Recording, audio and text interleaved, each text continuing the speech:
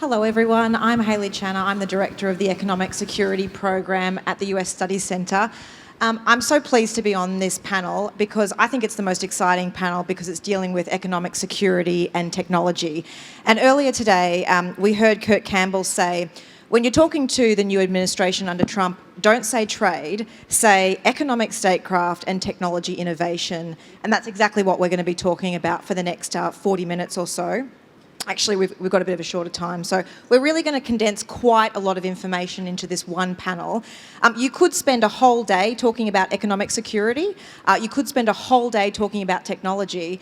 And in fact, we have done that. Earlier this year, we hosted the first of kind economic security conference. And another think tank, the Australian Strategic Policy Institute, also hosts the Sydney Dialogue on Technology. No question, our conference was better. But we're going to talk about lots of stuff basically in a very short amount of time. Instead of, asking each panel member one question each, I'm going to start with Kristen and then go to Matt and then Katherine.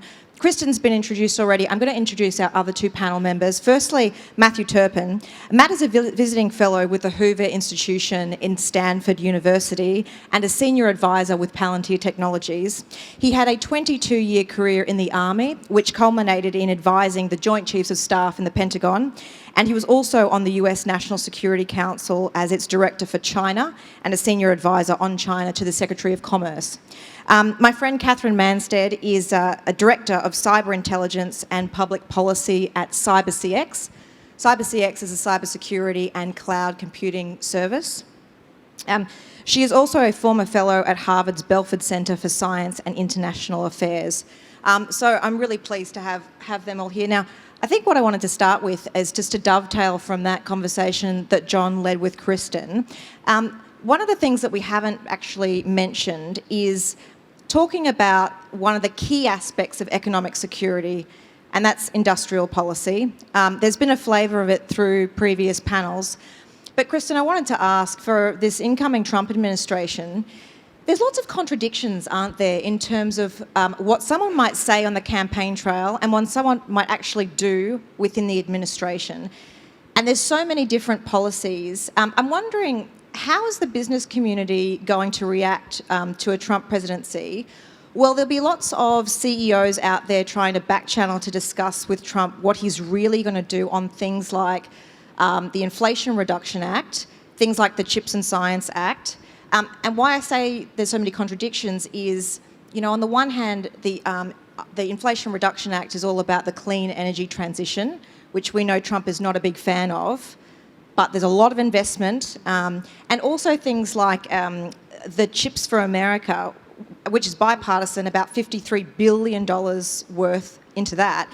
You'd think that would be good, but we've heard Trump recently say in October that chip subsidies are bad. He said that on that esteemed news media platform, the Joe Rogan Experiment podcast. So what are executives going to be saying to Trump about existing legislation like the IRA and the CHIPS Act?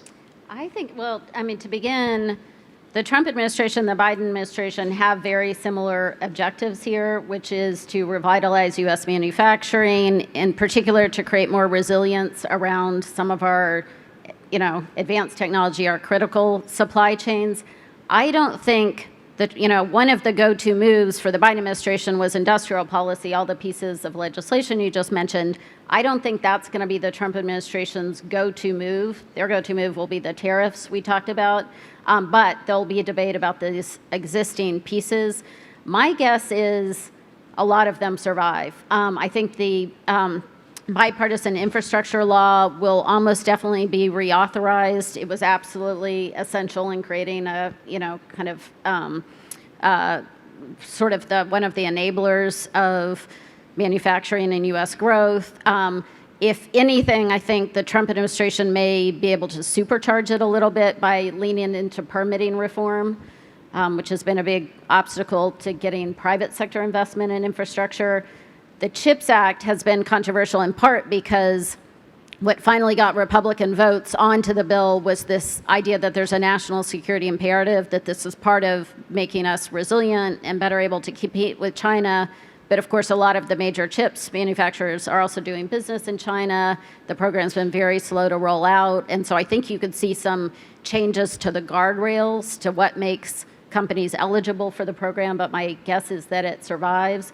And then the clean energy provisions, as you mentioned, a lot of those are supported by our big energy producers, and they're producing good manufacturing jobs, including in red states. And so even some policymakers who don't really care about the transition do care about the manufacturing jobs and kind of the investment in their states. So as I say, I don't think this is going to be Trump's kind of #1 priority, but I think some of them may make it through.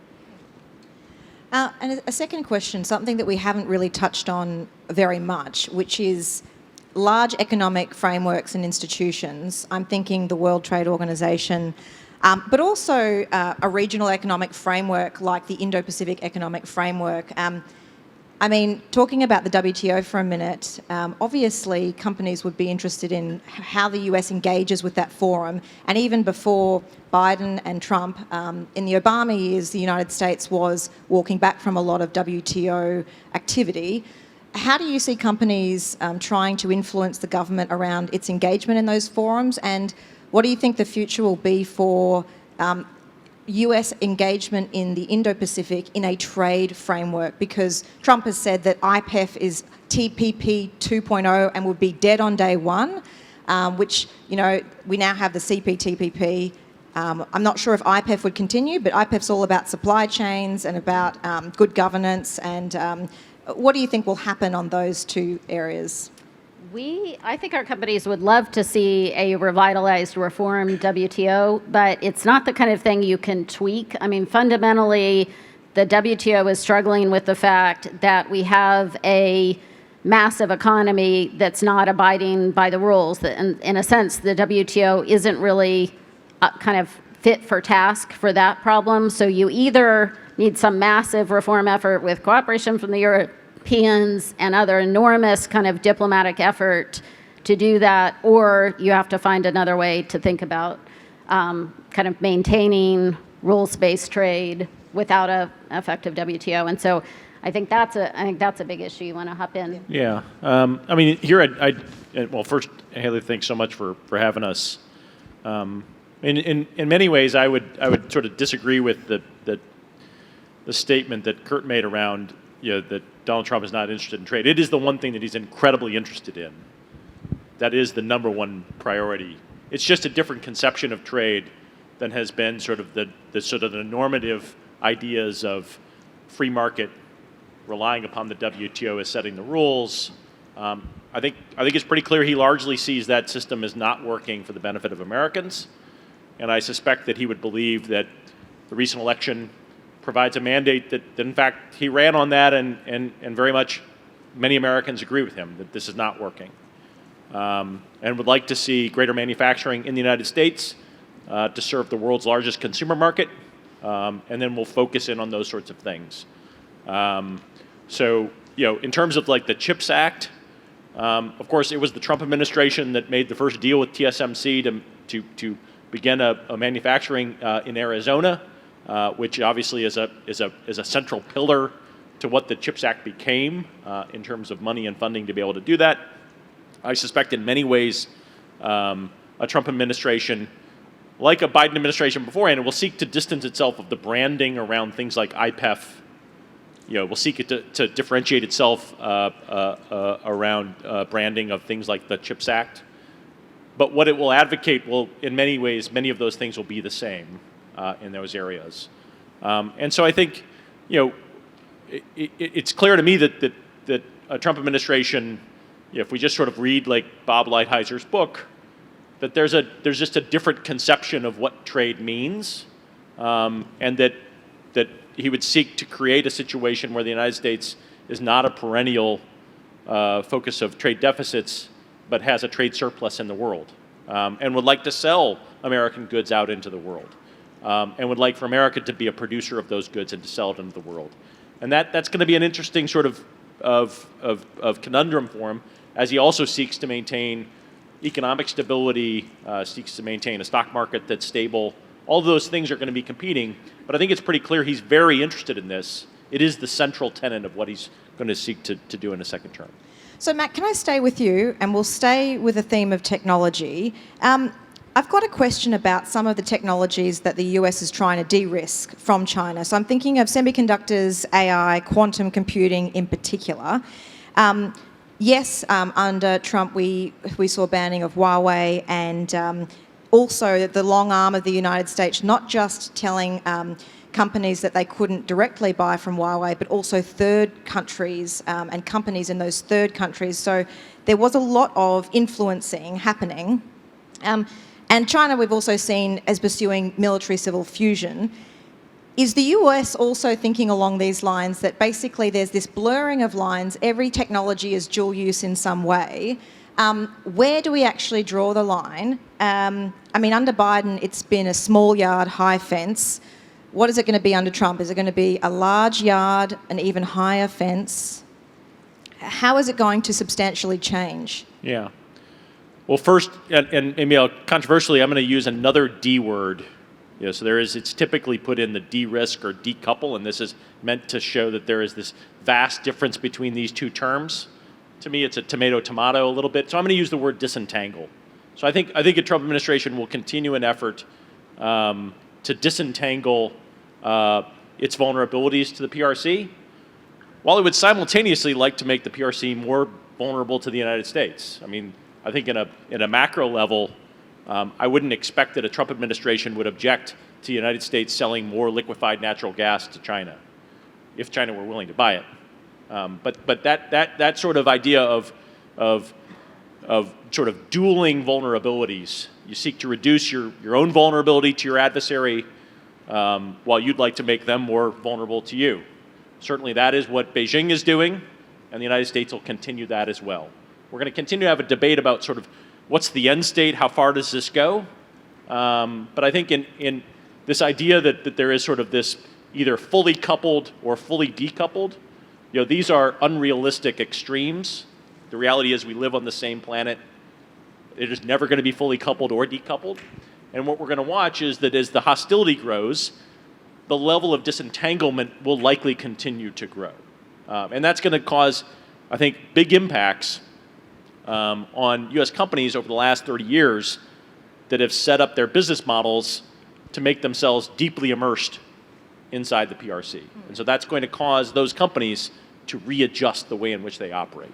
But that would mean that some of that stuff would come back to the United States, but some of it's going to go to third countries, and there's going to be opportunities for others. So what is the line between innovation and actually leveraging different skill sets of companies and nationalities from both countries and the protection, the national security element? Because, if the yard gets bigger and we see things like quantum computing, robotics, biotechnology, that yard will get bigger. And we know the US's strength is innovation. It's ranked the third highest innovator in the world. I mean, Palantir's been extremely innovative with big data. How do we both allow the United States to continue innovating, hiring people from different countries and actually contributing to those? What in practice will we actually see in the next 4 years? How far is this administration likely to go to start choking off China's innovation and its progression in its technology? Yeah, I think some of the important things that we have not been able to sort of focus in on is, one, this transition from basic innovation, which the United States, I think, continues to lead the world in terms of sort of the basic research and development that happens, but really the commercialization of innovation into products. That is where Beijing has focused its time, energy, and effort on. And so I would expect to see the United States to redouble its efforts to do that. So it benefits from the breakthroughs that it makes within its own R&D infrastructure. The last 20 years has seen China benefit from the breakthroughs in those things that the United States makes, whether it's in solar and in a number of other areas, that oftentimes the research and development is done in the United States, but both process innovation and the commercialization of products, China has done that particularly well. And I would expect to see a greater focus on that for the United States, on those other forms of innovation about how to bring products to market. In terms of the controls, I would also remind the audience that technology controls does not necessarily harm innovation, right? So the United States has the most advanced jet engine industry in the world. We have enormous technology controls around it, and we've maintained a leadership in that area for decades. The same in semiconductors. We started instituting export controls on semiconductors in the 1960s, and they've remained strongly in place. In many ways, the United States still has an aspect of an advanced semiconductor industry, along with our partners in Japan and Korea, in Taiwan, and in Europe, because we've maintained export controls to keep China from being able to gain access to that. So it's not clear to me that these are competing priorities. You use controls in order to maintain an advantage in area and press it forward. Katherine, I'm definitely going to bring you in. But can I ask Kristen, can you respond to that from a business perspective? I mean, Matt's been talking about how actually we can do both at once. Does the business community feel like it can innovate as well as have export controls and other restrictions? BRT and the business community, I think, absolutely recognizes the need for export controls around some sensitive technologies. So we've, I think, generally been open to the idea that that's going to be part of the mix. We don't want overshooting, obviously. I mean, we want some kind of principled approach to, is this export control necessary to protect a sensitive area? But I think generally we accept Matt's philosophy. So basically, this is the new reality, and business is getting on board rather than trying to renegotiate that or explain. Well, or they move the location of their manufacturing, right? So the export controls, if you want to build an advanced semiconductor fab, well, do it in places where the U.S. government allows those things to be exported, right? The issue comes when as industry wants to build out manufacturing in China and then wants a reduction of those export controls so that it can continue to build out its manufacturing there. That's where it runs into problems. The other option is to move that manufacturing. And that, I think, is that's the debate that is going to see played out. Businesses that would want to maintain the status quo of how they run their business models, or do they change the way they do that? Katherine, can I come to you? We've heard two perspectives from the United States. You're Australian, you work for a cyber company. Australia is not a producer of technology in the same way that the United States is a producer. We use the technology. From an Australian perspective, what does a Trump presidency, 4 years of Trump, mean for Australia? Things like technology regulation, standards and use, what's your perspective? I love this question, and I'll try and do justice to being the token Australian accent on the panel. I'll start big picture and then kind of wend my way down. I think everything we're hearing here is in terms of shifting supply chains globally, and I don't think there's going to be a directional change between Trump 1, Biden, Trump in terms of that kind of, I loved your word there, disentanglement, whatever D word you want to use to describe it. That's staying. The fact that the American state is much more prepared to intervene in the market, that's staying. The fundamental securitization of technology is here to stay. And I'm not sure I would agree even with the characterization that Biden's had a small yard kind of high fence strategy. I'd say it's an ever expanding. It's at least a medium yard by this point. There's Biopharma Act about to pass its way through Congress. We've got the EV ban from 2027 for connected cars coming from high-risk foreign jurisdictions. So I would say directionally that trend has been on the up under whichever administration of either flavour, at least since the first Trump administration. Where I think from an Australian perspective I'm really interested in is some of the domestic policy that Trump has, and I say this with a hefty grain of salt because one of the characterisations, as we all know, is that everything that is in Trump's platform is quite mercurial and there are a lot of contradictions. But a couple of things I'm really focused on is that broader big tech deregulation agenda. So I think we'll see less of a heavy hand on antitrust or competition rules. We might see more M&A in the space in the US. We might see, although there's different views depending on which day of the week President Trump is talking about it, a bit more of a pro-big tech agenda. Certainly we may be picking winners in some big tech spheres if you're thinking about Elon Musk's holdings, for example. And of course, when Trump's election happened, we saw big tech stocks surge. What does that mean for Australia? I think some of the things we're trying to do domestically at the moment might be a little bit harder while we're going more regulation on technology, the US is kind of taking the foot off the gas. If I think about We're trying to progress at the moment a mis and disinformation bill through Parliament. That is kind of the opposite of where a Trump administration would take mis and disinformation. They've been very clear that the state, in their view, should not interfere with the marketplace of ideas.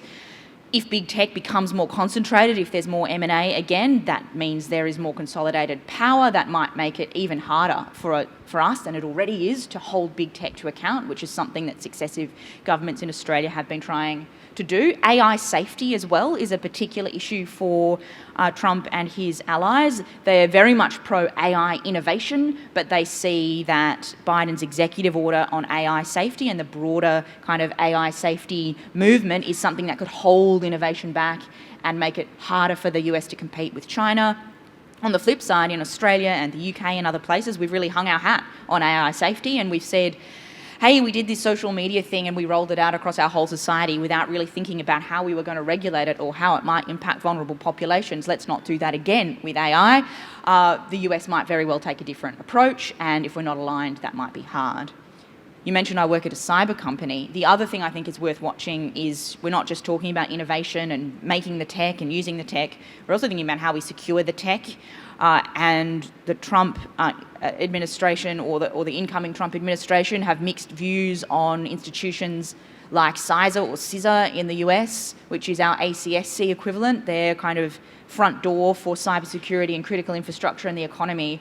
And I think it would be a real shame if we see a diminution in CISA's mandate because we're just getting to the point where Australia and the US and others are really starting to work on things like secure by design, right? So we don't just have security after the fact because all of the software and hardware is built without good security. We start to force the tech makers to push the security into that technology. And Australia would not be in a good place as a tech taker if some of those security standards and that momentum we've seen out of the US just in the last couple of years starts to fall away. The other thing I'll note though, and this is a kind of a left of bang, but interesting to me, one of the things that's been really important for AI and tech companies writ large just in the last couple of years is a climate agenda, because large language models, cloud-based computing suck a huge amount of energy. And in fact, it's one of the limiters on how far you can go with advanced AI applications, for example. So one of the interesting outcomes here, and you already might have noticed, or at least I have, some of the big tech companies have kind of stepped back a little bit from some of their carbon neutral and other kind of climate friendly policies that they felt they needed to have a social license to operate. With the drill, baby drill, which just keeps coming up, so I want to say it in this panel for everyone's bingo cards. But with the drill, baby drill approach, we might see kind of less concern around climate, which might lean into AI innovation, but of course, all of these issues are interlinked. Before I ask you another question, do Kristen or Matt want to reply on any of those issues, or that's all good? Okay. Katherine, another question then. You mentioned EVs and you also talked a little bit about AI. I want to talk about electric vehicles and how we've seen what the US has done in terms of Chinese electric vehicles and so-called high-risk vendors. The United States has been the first to ban AI systems in EVs. I see BYD cars all over the roads in Sydney, everywhere.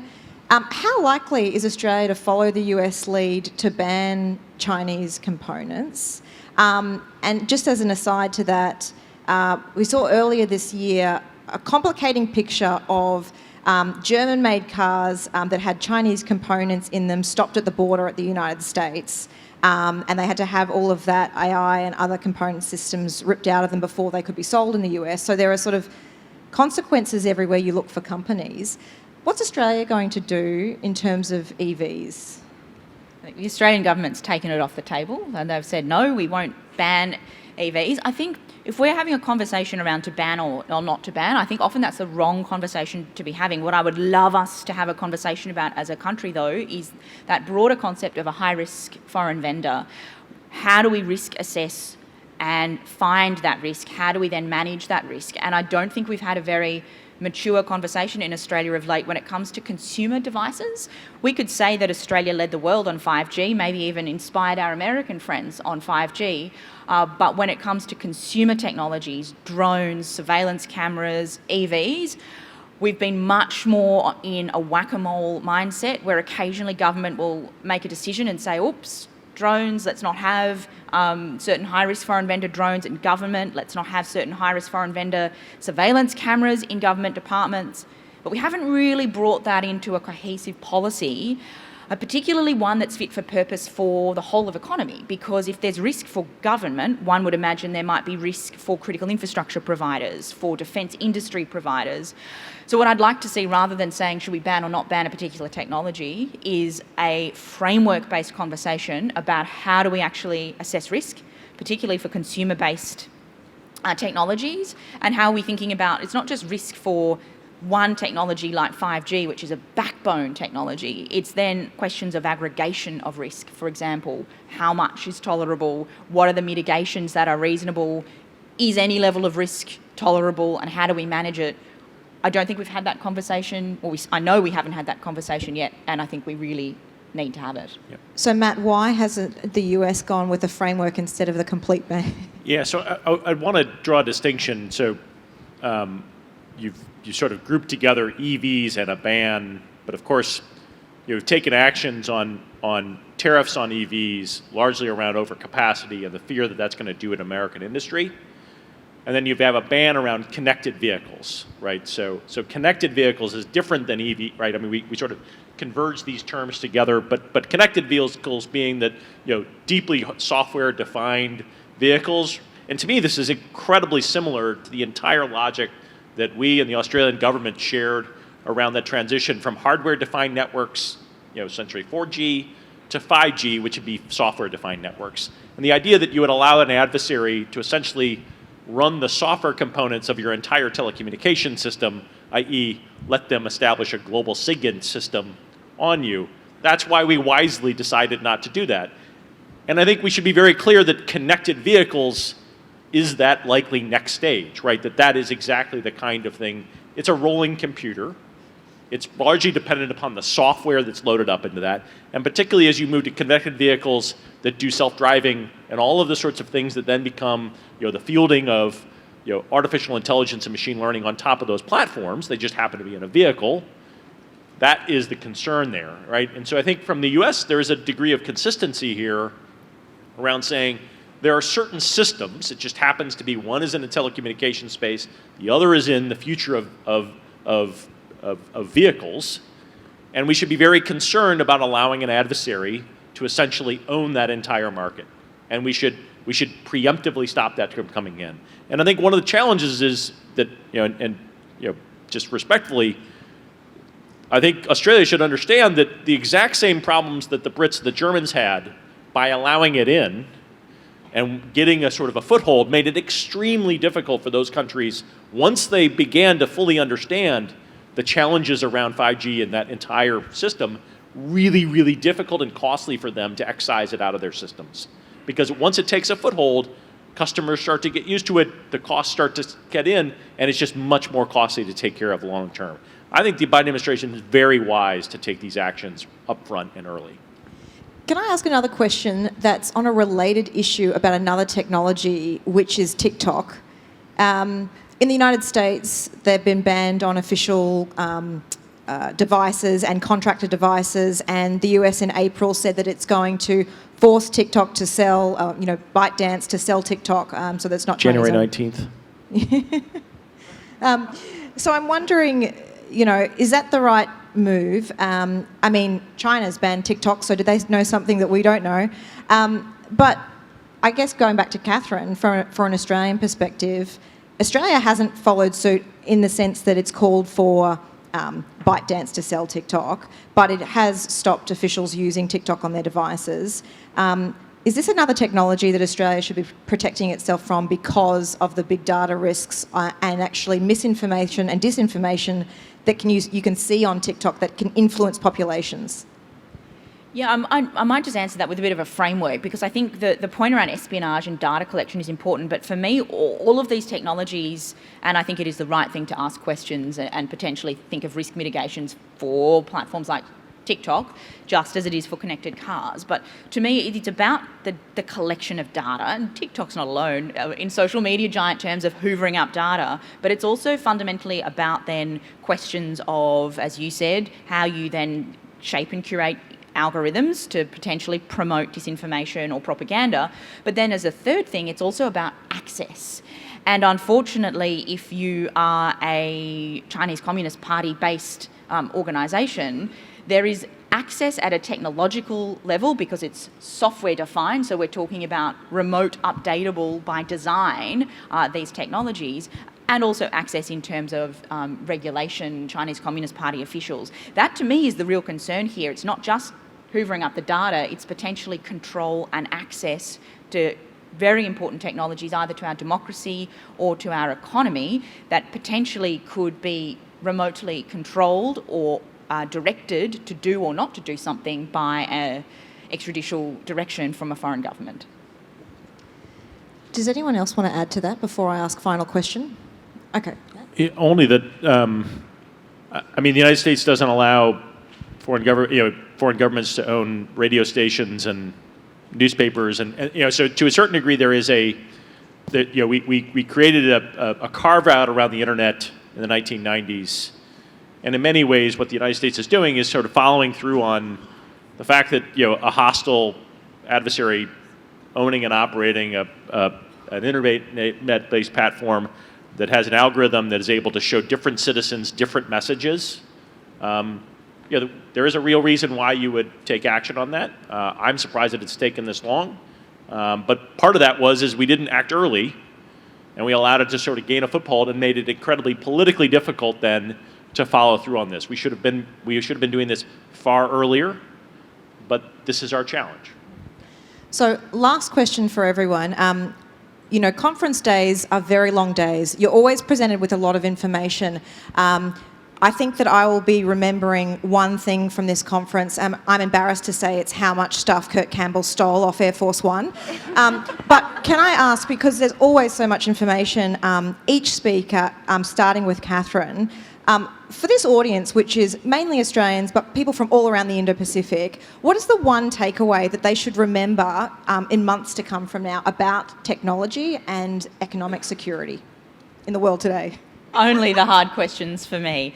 Mine's going to be a little bit simple, and it is this, that even though there is a change in US government, that we shouldn't expect changes in everything, that there will be points of continuity, and that sometimes things move slower than we would expect them to. So not everything is an emergency, not everything is a high threat, not everything is a panic, but we should continue to make sure we take these things seriously, because technology is not an island, it is fundamentally linked to national security and prosperity. So a bit of what Heino said, which is keep calm and carry on. Kristen. I mentioned earlier the importance of Australia taking a proactive approach to the relationship, and we also talked about the confidence the U.S. has in the U.S.-Australia relationship, including around our healthy trading relationship, and also this issue about trying to rethink trade agreements in a way that will advance our national security. I feel like all those things add up to real opportunity to Australia to continue with the Trump administration some of the discussions that were happening around IPEF, but how do we build some of our core kind of national security objectives into a free trade agreement, and should we think about actually updating the U.S.-Australia FTA? I believe it's 20 years old next year. Yes, so exactly. Good opportunity. It's right for some discussion. And then the other important thing I will remember from my trip to Australia is the term bugger's muddle, which Dennis introduced me to yesterday. Yes. Thank you. That is a big takeaway from your trip to Australia. Very important, yes. Matt, bugger's muddle. No, Matt. Yes. I mean, I guess I'd sort of end with, both the United States and the PRC, are globally sort of technology producers out in the world. And given the entangled nature of the technology space, I suspect that as the rivalry and hostility between the U.S. and the PRC continues, that means the technology domain is going to be a place of competition. And I completely agree that the idea that this is going to be kept to this sort of small yard and high fence, I mean, I would joke that obviously once we took connected vehicles, it included the garage, right, rather than just the yard, right, and it's going to continue to grow like that. And so, my encouragement to countries and to companies is to look at the direction of travel and imagine what it looks like as these things become more contentious. And for companies, how do you set up business models to account for that, right? Rather than trying to hold back the tide and pretend it's all going to go away, right? It's probably not going away. It's going to probably get worse. Thank you all so much. Can you please join me in thanking our panel?